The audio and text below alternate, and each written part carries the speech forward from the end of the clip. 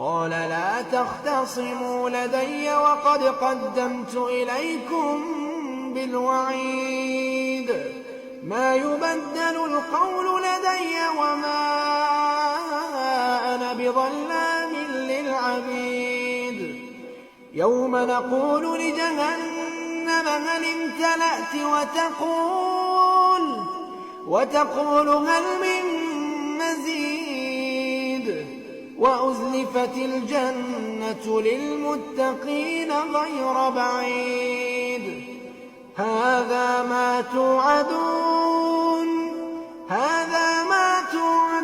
لكل أواب حفيظ من خشي الرحمن بالغيب وجاء بقلب منيب ادخلوها بسلام ذلك يوم الخلود لهم ما يشاءون فيها ولدينا مزيد وكم أهلكنا قبلهم من قرن هم أشد منهم بطشا فنقبوا في البلاد هل من محيص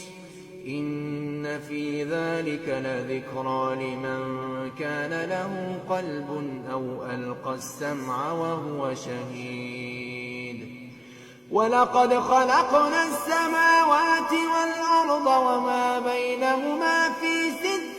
أيام وما مسنا من لغوب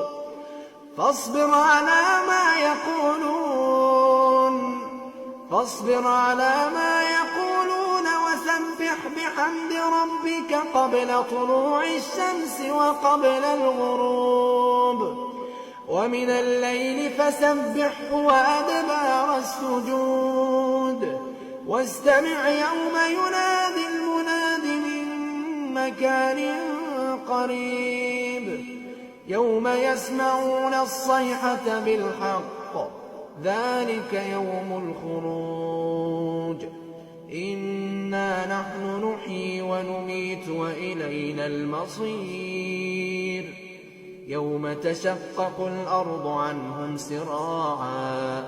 ذلك حشر علينا يسير نحن أعلم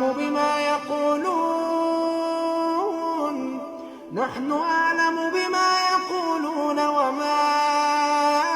أنت عليهم بجبار فذكر بالقرآن